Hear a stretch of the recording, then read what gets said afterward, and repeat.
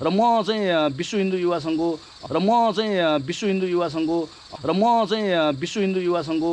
तर्फबाट म अध्यक्ष हो। त्यसको तर्फबाट म के आग्रह गर्न चाहन्छु भने मिथकको रूपमा चाहिँ यलम्बरको चाहिँ प्रतिमा भनेर 1 वर्ष अगाडि किरान्तेश्वर को चाहिँ एकजना गुरुले टीका चामलिङले ल्याएर मलाई यहाँ देखाउनु भएको थियो। त्यही अन्तर तपाईँहरूलाई मैले चाहिँ आज बोलाएको हो होइन। महाभारतको लडाइँमा अर्जुनले महादेवसँग चाहिँ तपस्या गरेर उनले पाशुपत अस्त्र भन्ने जाने यहाँबाट पाएर जाने त्यो अस्त्र लिएर जाने महाभारतको लडाइँमा गएको कथा जाने यहाँ छ। त्यसको जाने ठाउँ यही हो किरातेश्वर। आवाज विहीनहरुको आवाज सब्स्क्राइब के छ यो प्लास्टिक भित्र हैन। यति बेला हामी यो पशुपति क्षेत्रभित्र छौँ र पशुपति क्षेत्रभित्रको पनि एउटा अलिकति रिमोट एरियामा छौँ। यहाँनिर वारिपारि पहराहरू मात्रै छन् भने जङ्गलको बिचमा खोलाको किनारमा आइपुगेका छौँ। यहाँ चाहिँ यलम्बरको मूर्ति हामीले भेटाएका छौँ र यहाँ यो यलम्बरको मूर्तिलाई चाहिँ धेरै समयदेखि पूजा अथवा यहाँको स्याहार सम्हार गर्दै आउनुभएको हाम्रो माता हुनुहुन्छ। उहाँसँग यस विषयमा थप हामी जानकारी लिन्छौँ। हजुरलाई नमस्कार। नमस्कार हजुर, जस्तै यो तपाईँले निकै लामो समयदेखि स्याहार सम्हार पूजा गर्दै आउनुभएको रहेछ। खास के हो यो यलम्बरको मूर्ति भनिएको छ?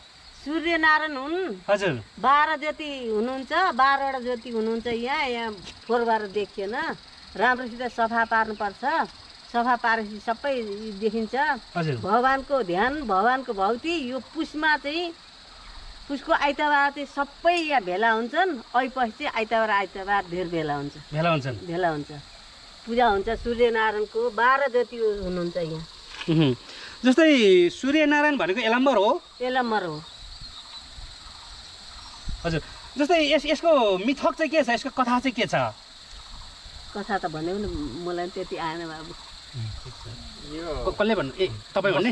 यता यहाँ बस्नु। अलि वर आउनुहोस् त। आउनु नि। यता यहाँ आउनु। क्यामेरामा आउँदैन। क्यामेरामा बस्नु पऱ्यो नि तपाईँ। यहाँ बस्नु। यहाँ ट्याक्कै मजाले भन्नुहोस् त्यहाँ देखाएर होइन त्यहाँको बारेमा। हजुर, अब यो खासै मैले कसेर भनिदिनुहोस् त त्यति आएको छैन है।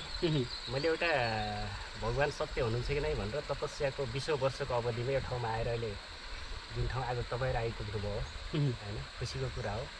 यो सृष्टि गरिसकेपछि महादेवले आफू यसबाट अलग हुनुभएको छ। जसरी यो जीवहरू मानवहरूलाई हरेकको सृष्टि जीवहरू सबै सृष्टि गरिसकेपछि सूर्यबाट आएको एउटा टुक्रा पृथ्वी भनिन्छ, जो जलबाट निस्केको एउटा कोका भनिन्छ होइन, जसलाई शेषनागहरूले अडाएर राखिरहनु भएको भन्ने पनि छ होइन। मैले आफ्नो दिव्य ध्यानबाट त्यसपछि सूर्यनारायणलाई पृथ्वीमा सबै जीवहरूलाई प्रकाश र ऊर्जा दिनको लागि यो ठाउँबाट भक्तहरूले नियमित रूपमा आरती पूजा गरियो भने पृथ्वीमा असन्तुलन हुँदैन भन्ने कुरा एउटा मैले पाएको छु है। यसमा हामीहरूलाई जस्तै अब रुखहरूलाई पनि त ऊर्जा चाहियो, तापक्रम चाहियो, माटोलाई तापक्रम चाहियो भन्ने कुरो यसबाट चाहिँ सूर्यनारायणको शक्तिलाई हामीले केन्द्रित गरेर पृथ्वीमा बोलाउने एउटा छ। अर्को कुरा यहाँबाट के छ भने हाम्रा जति पृथ्वीमा यी भगवानहरूका सेवा गरेर बस्ने जति पनि देवताहरू हुनुहुन्छ, उहाँलाई कुनै आपद विपद पर्दाखेरि उनीहरूलाई कसले के गरेको हुन्छ त्यो थाहा हुँदैन होइन। त्यसरी प्रवेश गरिसकेपछि उहाँहरूलाई जोगाउनको लागि सूर्यनारायणले माथिबाट फोकस हानिदिसकेपछि त्यहाँबाट ती भक्तहरूका ती देवताहरूका अङ्गरक्षक भैरव कालीको रूपमा, कृष्णको रूपमा फेरि यहाँ आएर लडाइँ भइरहने इतिहास विगतमा थियो र यो भइरहने चाहिँ रहेछ। जस्तो अहिले तपाईँले जुन एउटा मिथक भन्नुभयो होइन, तपाईँको भनाइ जो मिथकमा भन्नुभयो, तपाईँको भनाइ र जुन यलम्बरको कहानी जुन अहिले यलम्बरको एउटा मिथक छ, एउटा इतिहास छ, त्योसँग अलिकति ठ्याक्क अमिल्दो देखियो नि। अब यो कस्तो भन्दा मैले आफ्नो शिवपुराण यो हर चिजहरू हेर्दाखेरि महादेवभन्दा सर्वेश्वरमा त कहीँ पनि छैन है। महादेवले आफ्नो रिसमा सूर्यनारायण त्रिशूलले पनि हानिदिनु भएको हामीले शिवपुराणमा पढिन्छ है। अब यो कस्तो भने महादेवले जब आफ्नो भक्तलाई यो ठाउँमा ल्याउनुहुन्छ, त्यो भक्तलाई यो ठाउँमा टिकाउ छैन। त्यस कारणले यो हामीले चाहिँ अगाडि खासै ल्याउन नसकेका छैन। हिजो राजा महाराजाको पाला जस्तै यो ठाउँमा काशीबाट आएर भीमसेन थापा रडाबहादुर शाहले यो ठाउँलाई देखाउनु भएको इतिहास रहेछ। अब ती इतिहासहरू हामीले पढ्न पाएका छैनौँ। अब कसैले पढेका छन्, पढेर पनि उहाँले गरिदिनु भएको छैन। अब यसरी ध्यान तपस्याबाट जस्तै आमा आउनुभयो, म आएँ होइन, यसरी आफ्नो एउटा के हुन्छ त जन्मको कर्ममा आएको हो। हामी त खासै हामीलाई देखाउनको लागि मात्र आएको, एउटा कुनै हामीले आय स्वरूप बढाउनको लागि आएको होइन। जस्तै यो यलम्बरको कहानी आइसके पछाडि राजा यलम्बर चाहिँ किराँत वंशको अथवा किराँत समुदायको पहिलो राजा र नेपाल एकीकरण भनौँ एउटा नेपालको एउटा संस्थापक जस्तो पनि, जस्तै गोपाल वंश पछाडि किराँत काल चाहिँ सुरु हुन्छ होइन। त्यो कहानी र तपाईँले भनेको कहानी अलिकति अमिल्दो जस्तो। कस्तो भयो भने मैले एउटा कुरा के बुझिरहेको छु भने महादेवले यो ठाउँबाट 900 राजा पृथ्वीमा परिचालन गरिदिनु भएको छ है। परिचालन गरिसकेपछि यहाँबाट हिँडेर जब परिचालन भएकै अब विश्वको सबै भूगोलमा एउटा पृथ्वी गोलो छ, सबै ठाउँ पुगेर आफ्नो ठाउँमा बसोबास गरे। त्यहाँको रहन सहन हावापानी सबैले गर्दाखेरि त्यहाँ त्यस्तै खालको स्वरूप बनेको हो। तर ज्ञान भन्ने चिज यहीँबाटै सुरु भएको छ, नेपालबाटै सुरु भएको छ, पशुपतिनाथबाटै सुरु भएको छ है। अब हाम्रो सेना प्रहरी कानुन वेद पुराण सबै यही ठाउँबाट भएको छ, पशुपतिको यही एरियाबाट भएको छ। अब त्यसले गर्दाखेरि पहिला आफ्नो तरिकाले सबैले आफ्नो राज गरे, आफ्नो भोजन खाए, आफ्नो तरिकाबाट बढ्दै गयो उनीहरूलाई। त्यो कुरा ज्ञान भने किन भन्दा हामी शिक्षाको पछाडि थियो है। अब ऋषिमुनिहरूलाई सिकाएका संस्कृतका मन्त्र संस्कृतहरू, पहिलो शिक्षा भनेको संस्कृत हो। त्यो संस्कृत सबैलाई पढ्न सम्भव पनि भएन है। त्यस कारणले पछि अरू भाषाहरू आए। अब त्यो भाषाले गर्दाखेरि संस्कृतबाट त के पढ्नु, त्यही भगवान्को आरती पूजा ऊ मात्रै गर्ने हो। तर त्यसलाई पछि गएर जस्तै ध्यान भनेको भगवान्को स्वरूप हो, विज्ञान भनेको भक्त हो, उसले प्रत्यक्ष निकालेर देखाइदिने। जस्तै हजुरले क्यामेराहरू लिएर आउनु भएको छ, यो चाहिँ वैज्ञानिक उसमा गयो होइन। अब त्यसलाई यो हुँदैन भनेर फेरि अर्कोले नष्ट गरिदियो। यो तिनवटा कुराहरूले हामीले अगाडि नल्याउँदाखेरि यी चिजहरू लोप भएको छ। जस्तै अब सूर्यनारायणको उतापट्टिको फुटाइएको छ, यहाँ महाभारतीय युद्धमा यो फुटाइएको रहेछ। यो चाहिँ महाभारत युद्धकालमा फुटाइएको छ। अब आजभन्दा 100 वर्ष पहिला पनि यो ठाउँमा लडाइँ भएको छ, मन्दिरहरू त्यहाँ ढालिएको छ। त्यहाँबाट मैले 100 वर्ष पुरानो एउटा जस्तै चोरहरूलाई कुट्ने हाम्रो पुर्खाहरूको उसमा हतियारहरू, त्यस्तो हतियारहरू यहाँबाट महाभारतीय युद्ध पटक फुटाइएको छ यसमा। हिजोको आजभन्दा 20 वर्ष पहिलाको युद्ध पनि यहीँबाटै भएको छ। जब राजाहरू सूर्य अनि अग्नि वायु सबैले दिएको राजा नेपालमा अनिवार्य हुनुपर्छ महादेवको पक्षबाट, किन विश्वलाई ज्ञान दिनुपर्छ। विश्व इतिहासमा हिजो एलिजाबेथ पनि आफ्नो देशबाट त्यस्तै किसिमको ज्ञान नभएर उहाँबाट पशुपति आउनुभयो नेपालमा। आइसकेपछि राजाहरूले उहाँलाई मानवलाई यसरी गर्नुपर्छ, मानवलाई माया गर्नुपर्छ, यसरी मानवलाई रक्षा गर्नुपर्छ, यसरी कानुनमा ल्याएर राख्नुपर्छ भन्ने कुराहरू हाम्रो राजाहरूले यहीँबाट हाम्रो भनिनु कि हाम्रो अथवा हामी यो देशमा जन्मेको हुनाले हाम्रै भनौँ होइन, पशुपतिनाथले दिएको राजाले ज्ञान दिइसकेपछि पुनः फेरि उहाँ फर्केर आफ्नो बेलायतलाई अहिलेसम्म त्यस्तो डेभलप गरेर भनौँ विश्वको एउटा बेलायत भन्ने देशलाई चिनाउनु भयो होइन। तर हामी आज नेपालीहरू स्वयं अरूलाई बनाएर आफ्नो देशलाई केही बनाउन नसकेको कारणले गर्दा होइन। अब यहीँबाट ज्ञान, यहीँबाट सेना पनि यहीँबाटै बनेको छ, नेपालबाटै बनेको छ है। अब अरूको देशलाई हामीले शान्ति सुरक्षा ज्ञान सबैलाई गर्दाखेरि हामी पछि परेका छौँ। र अबका दिनहरूमा अब हामीले आफ्नो देश हेर्ने भन्ने सोचमा हामी विदेशबाट फर्केको अवस्थामा र आफ्नो देशमा के चिजहरू छन् खोज्दै आउँदाखेरि मैले 5 वर्षको अवधि पशुपतिमा आफ्नो तपस्याबाट भोग्दै आउँदा यो चिजमा आएर यसलाई संरक्षण गर्नुपर्छ भनेर आफ्नो सोच अगाडि बढाइरहेको। हजुर, जस्तै यो ठ्याक्कै अहिले यो देखिरहेको जो मूर्ति छ यो चाहिँ कति वर्ष पुरानो के छ यो जानकारी? यो हामीलाई भन्दा बढी बेलायत र अमेरिकालाई बढी ज्ञान छ यो चाहिँ। हजुर, किन भन्दाखेरि उहाँसँग यी क्यामेराहरू त उनीहरूले पहिला बनाए कि, किन भन्दाखेरि हामीले लेखेका वेद पुराणहरू सबै उनीहरूले यहाँबाट चोरेर लगे।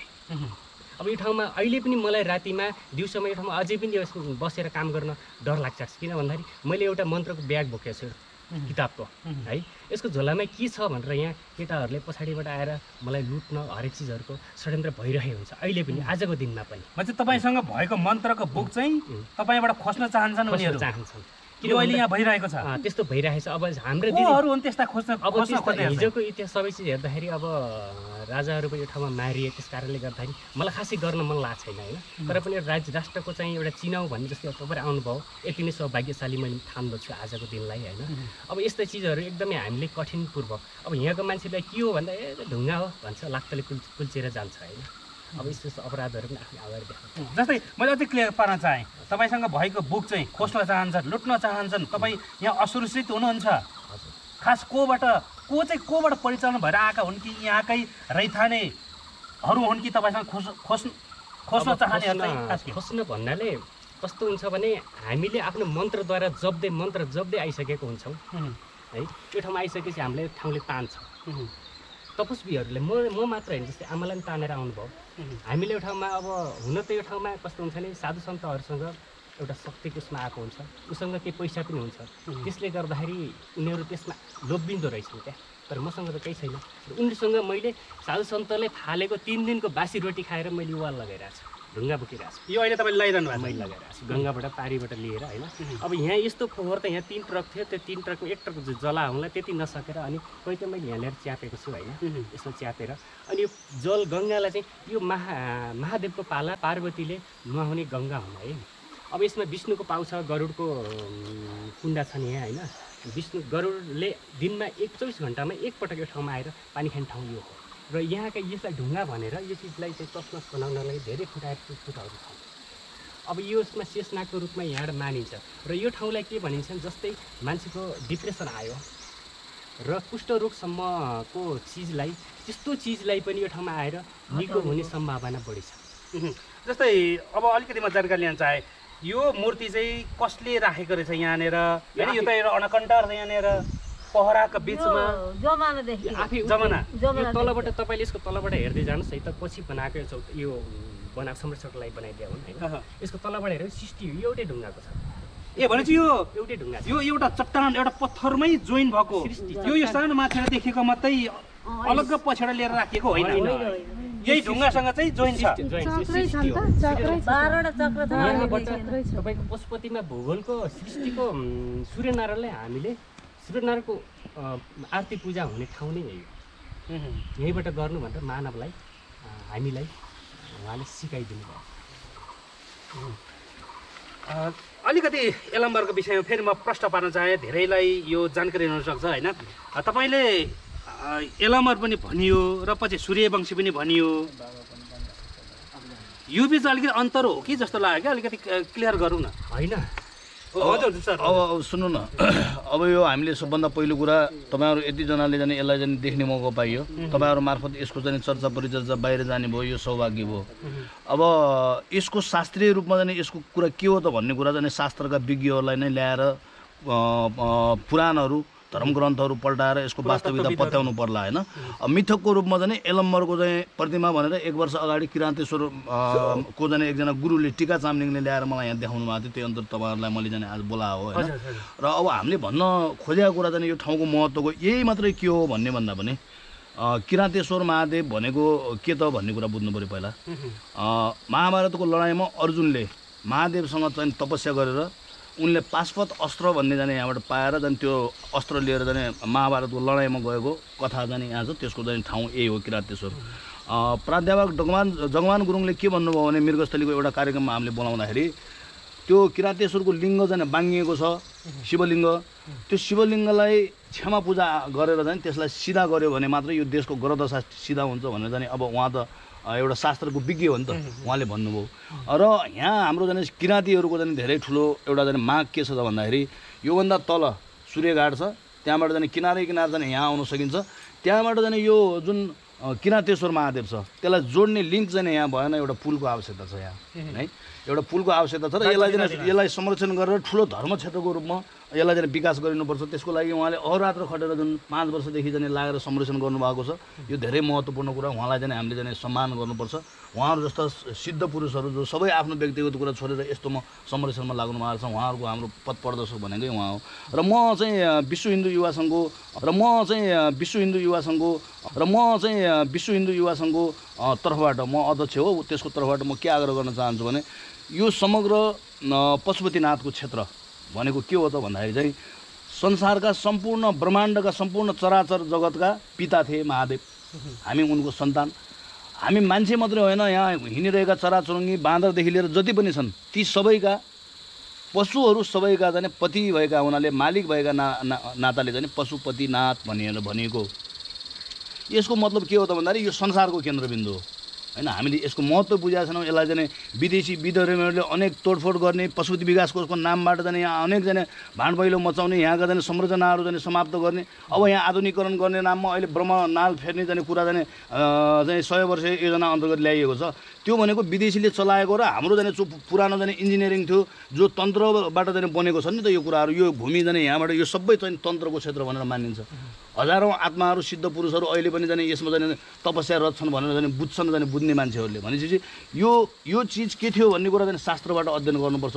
तर यो समग्र क्षेत्रलाई कसरी जोड्ने, अब पशुपतिनाथ र यहाँलाई चाहिँ कसरी जोड्ने, संसारभरि फैलिएर रहेका हाम्रो चाहिँ किराँती दाजुभाइहरू, हामी चाहिँ नेपाली दाजुभाइहरू, यसलाई चाहिँ कसरी जोड्ने। हाम्रो चाहिँ प्रस्ताव के छ भने संसारको पशुपतिनाथ भने यति संसारको केन्द्रबिन्दु भइसकेपछि यसमा चाहिँ संसारभरिका नेपालीहरू मिलेर सुनको पुल हालौँ भन्ने चाहिँ हाम्रो कुरा छ।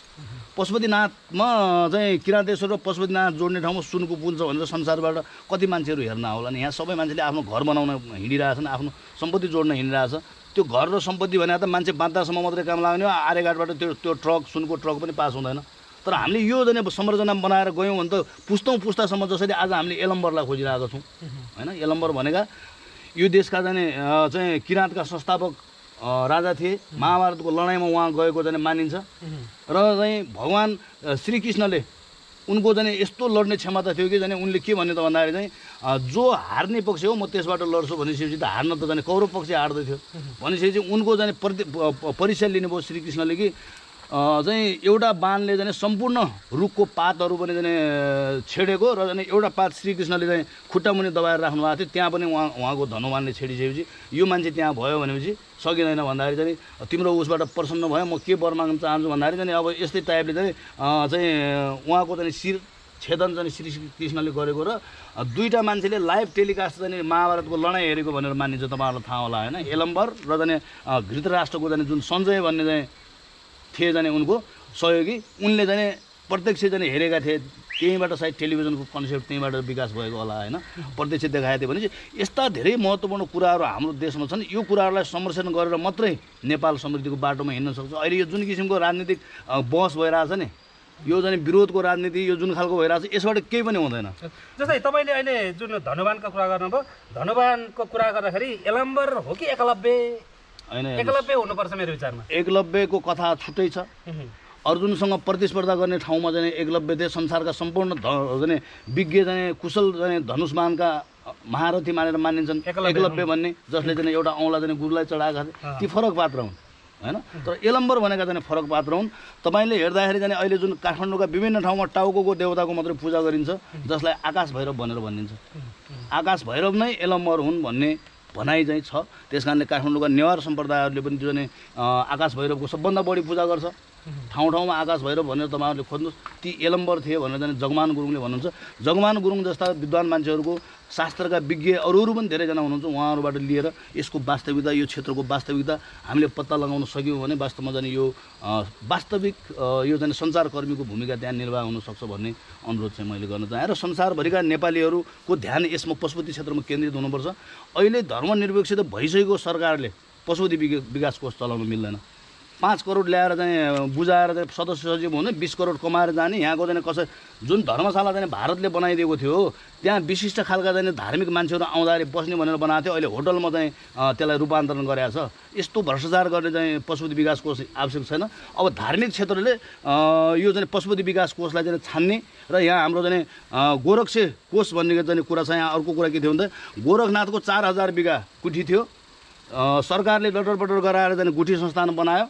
आज जाने जुन जसको जग्गा हो, जसको गुठी हो, त्यहाँ पूजा गर्ने पैसा छैन। 20औं अरब रुपियाँ थुप्रेर गुठी संस्थानमा बसेको छ।